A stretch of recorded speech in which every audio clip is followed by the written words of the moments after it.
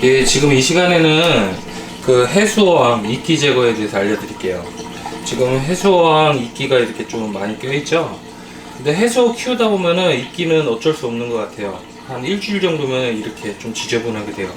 그래서 저도 해수어 키울 때 맨 처음에는 뭐 솔 같은 걸로도 닦고 뭐 수세미로도 닦고 여러 가지로 닦았는데 제일 좋은 방법은 여기 스트래퍼 요거로다가 이제 긁어내 주시는 게 제일 좋은 것 같아요.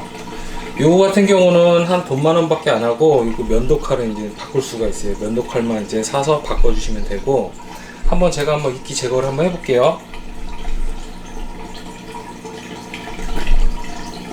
이렇게 한 번씩만 밀어주시면 돼요. 그러면은 금방 쉽게 제거가 돼요.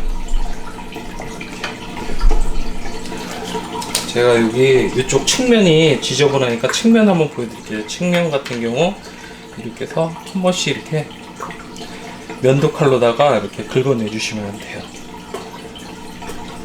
쉽게 제거가 되죠. 그러니까 저도 뭐 다른 거 뭐 이렇게 수세미 같은 것도 많이 사놨는데 그런 거는 또 효과도 별로 없고 금방 뭐 없어지지도 않는데, 그리고 이 면도칼 하면은 이제 어항에 기스 날까봐 걱정하시는 분들도 있는데 걱정 안 하셔도 돼요. 기스는 안 나요. 그러니까 여기 이끼만 이렇게 해서 제거를 해주시면 되고, 이게 어차피 펌프 구조 같은 경우는 물이 순환되기 때문에 거름망에 이런 이끼 같은 경우는 다 걸러져요. 이렇게 되면 옆에가 좀 깨끗해졌죠. 이런 식으로 전체적으로 이렇게 해서 딱 제거를 해주시면 되고, 여기 측면도 한번 해볼게요. 그러니까 뭐 해수어 이제 키우실 분이나 이제 해수어 이제 키우려고 준비하시는 분은 이제 물품 하실 때 다른 거 뭐 이렇게 사시지 마시고 요 스트래퍼 요거 하나만 사시면 될 것 같아요. 그 해수어 이렇게 파시는데 보면은 다 있어요, 이렇게. 그리고 길이는 좀 긴 게 좋아요.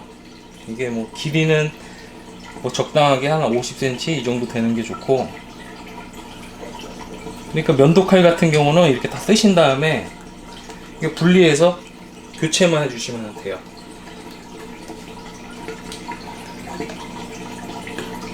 그리고 이렇게 해서 다 이렇게 해서 긁어내셨으면은 그 다음엔 이제 약품을 타주시면 돼요. 약품 같은 경우는 조금 이따가 제가 보여드릴게요. 어떤 약품을 쓰는지.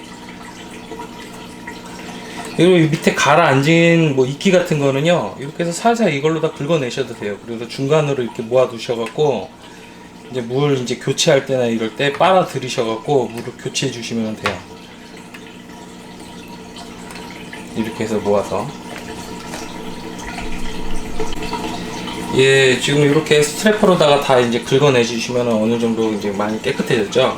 대부분 이렇게 펌프 구조 같은 경우는 물이 이렇게 순환되는 구조예요. 근데 순환되는 구조인데 저는 이제 위쪽에 이렇게 물 빠지는 데가 있어요. 그래서 이게 이끼 같은 게 걸려갖고 잘 안 빠지는 경우가 있거든요. 그럼 이런 거 칫솔로다가 이 입구는 이렇게 해서 정리해 주시면 돼요. 이렇게 해서 입구 같은 게 이물질 같은 거 껴있는 거 이렇게 제거해 주시면은 물이 이렇게 순환이 잘 돼요. 이렇게 해서 이제 긁어 주시면 되고, 그러면 이제 물이 순환되면서 이끼 떠다니는 거는 이렇게 해서 밑에 다 거름망에, 요 밑에 하단 이 거름망에 이제 다 걸릴 거예요. 그 다음에 약을 넣어 주시면 되거든요. 약재 같은 경우는 이렇게 좀 두 가지를 저는 샀어요. 뭐 인터넷에 보시면은 물갈이용 약재 같은 거 있을 거예요. 해수어 전용이요. 그런 거 같은 거 있는데 그 용량을 잘 보셔야 돼요.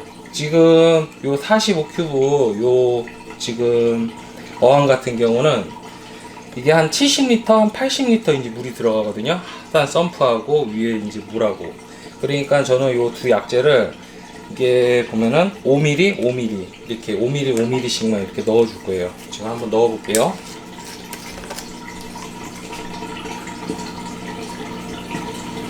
약재는 그냥 위에다가 이렇게 넣어주시면 돼요. 이렇게 넣어주시면 되고,